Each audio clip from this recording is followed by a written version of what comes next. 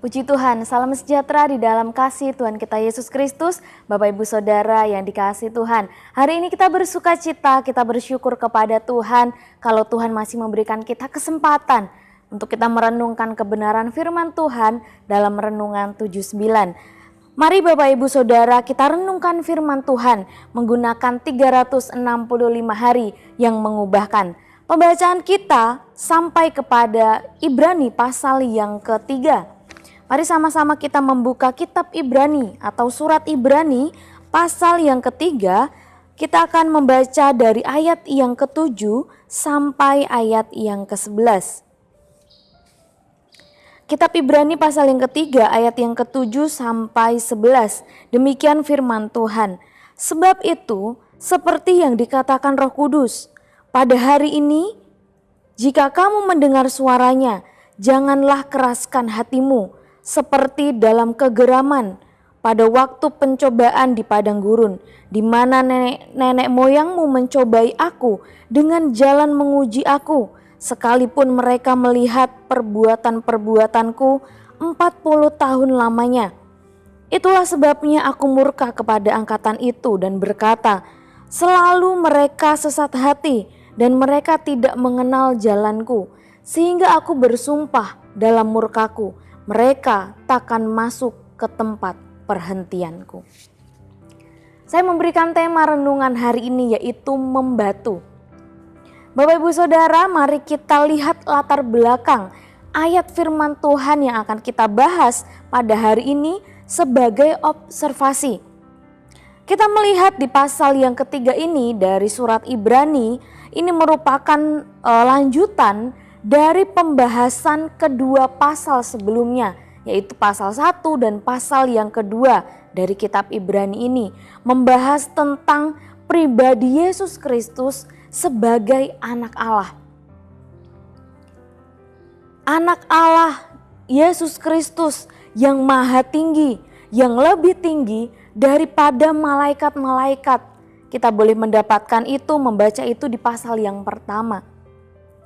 Dan di pasal yang ketiga ini, ayat yang pertama sampai ayat yang ke-6, judul perikop di sana mengatakan bahwa Yesus lebih tinggi dari Musa. Kemudian dilanjutkan ayat-ayat yang kita baca tadi. Bapak Ibu Saudara, di pasal yang ketiga ini penulis membawa setiap pembaca suratnya untuk memandang Yesus sebagai pribadi yang lebih dari siapapun. Lebih dari Musa, lebih dari malaikat-malaikat. Dia adalah ahli bangunan dari segala sesuatu dan yang mengepalai rumahnya, yaitu kita. Dialah yang layak menerima segala kemuliaan, hormat, dan pengagungan. Di pasal yang ketiga ini kita dibawa oleh penulis, mari arahkan pandanganmu. Arahkan pandangan kita untuk memandang Yesus sebagai pribadi yang lebih dari siapapun. Lebih dari Musa. Dia adalah ahli bangunan dari segala sesuatu. Dia yang layak menerima setiap pujian dan penyembahan, setiap kehormatan, setiap pengagungan. Ayat yang ke-7 sampai ayat yang ke-11 ini merupakan pelajaran atau interpretasi bagi kita, yaitu supaya kita benar-benar menghormati dan taat kepada Tuhan kita Yesus Kristus. Tadi saya katakan bahwa dia adalah ahli bangunan, dialah yang mengepalai rumahnya, yaitu setiap kehidupan kita. Dia yang layak menerima segala kemuliaan. Penulis membawa setiap kehidupan kita untuk belajar satu hal, menjadi umat-umat Tuhan yang benar-benar menghormati dan taat kepada Tuhan kita Yesus Kristus. Dengan cara apa? Dengan cara tidak mengeraskan hati terhadap firman-Nya. Bagaimana cara supaya kita benar-benar menghormati? Bagaimana cara supaya kita benar-benar taat kepada Tuhan kita Yesus Kristus? Dengan cara tidak mengeraskan hati ketika firman Tuhan itu datang dalam setiap kehidupan kita. Di sana dikatakan ayat yang ke-7 ya. Pada hari ini jika kamu mendengar suaranya, jangan keraskan hatimu.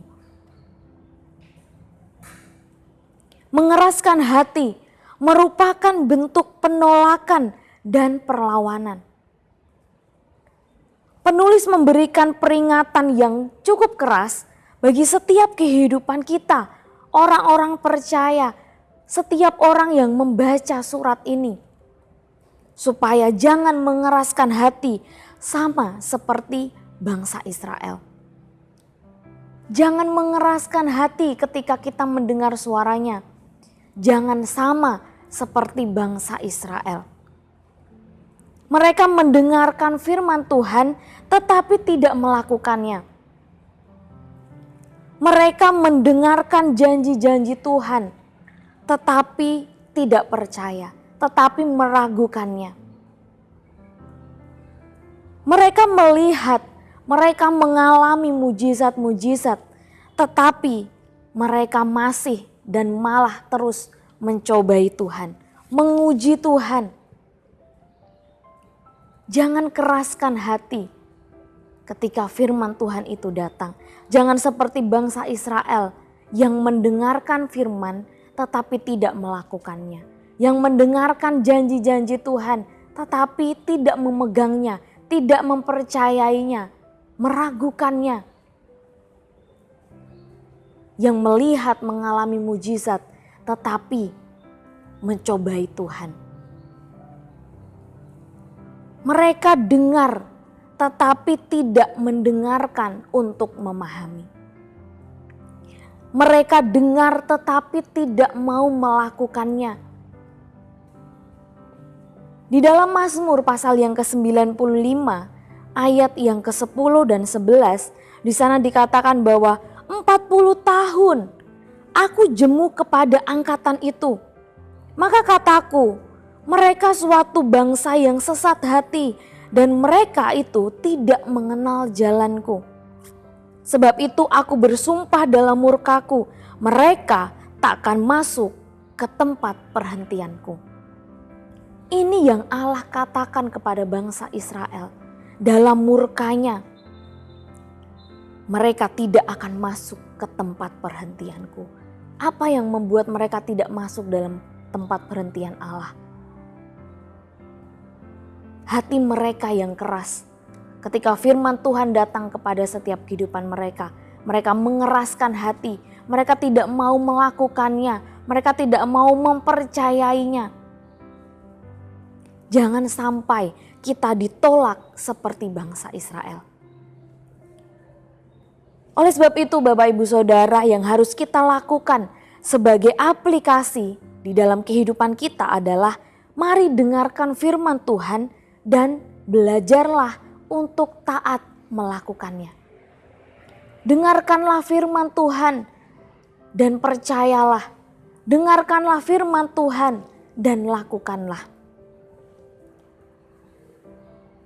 Hari ini kita belajar. Ada suatu peringatan dalam setiap kehidupan kita. Jangan sama seperti bangsa Israel yang membatu. Hati mereka membatu. Pikiran mereka membatu. Iman mereka membatu. Mendengarkan firman tetapi tidak melakukannya. Mendengarkan firman tetapi tidak mempercayainya. Mari Bapak Ibu Saudara jadi umat-umat Tuhan. Jangan keraskan hati. Jangan membatu. Dengarkanlah firman Tuhan dan lakukanlah. Dengarkanlah firman Tuhan dan percayalah. Puji nama Tuhan, Tuhan memberkati setiap kehidupan kita. Terima kasih Bapak Ibu Saudara telah mengikuti Renungan 79. Kiranya setiap firman Tuhan yang kita dengar hari ini boleh menjadi berkat bagi setiap kehidupan kita.